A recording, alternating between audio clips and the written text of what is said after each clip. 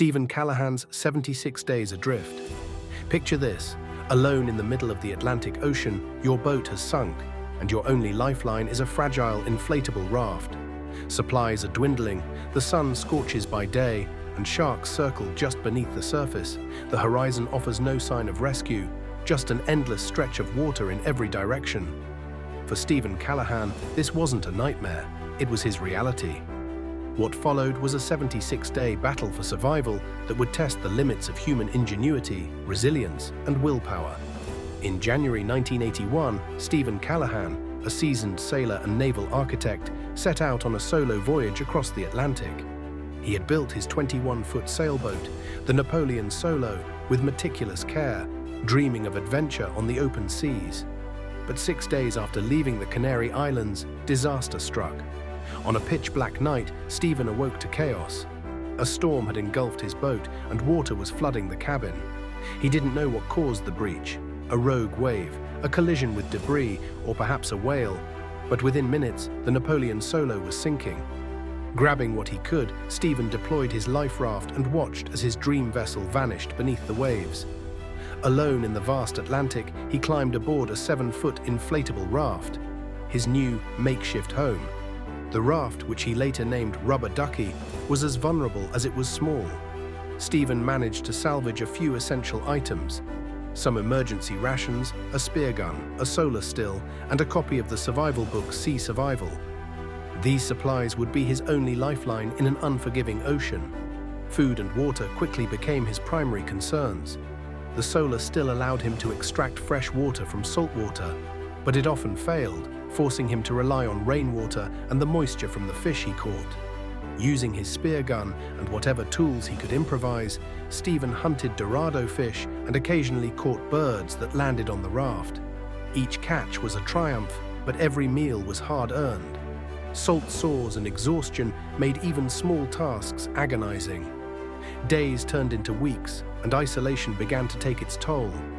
The endless expanse of water blurred the passage of time, and Steven's mind struggled to stay sharp.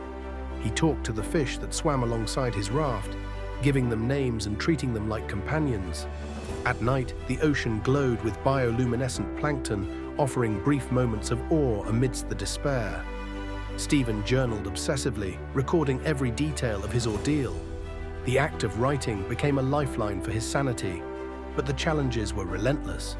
Sharks frequently bumped the raft, their dorsal fins cutting through the water like grim reminders of his vulnerability. When a storm tore a hole in the raft, Steven used duct tape to patch it, knowing another failure could be fatal. Steven's ability to adapt was remarkable.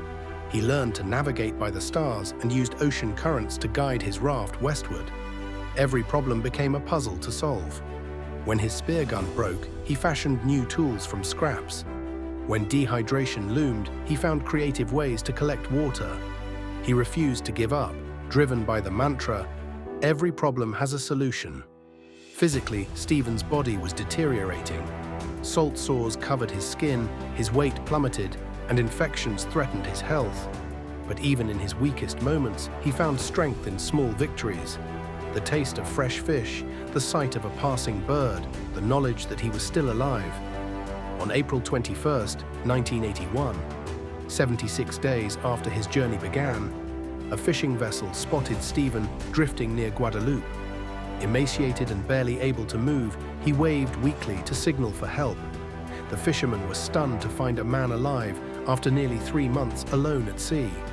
They pulled him aboard, astonished by his resilience and resourcefulness. Steven had traveled over 1,800 miles on the open ocean, defying all odds to survive.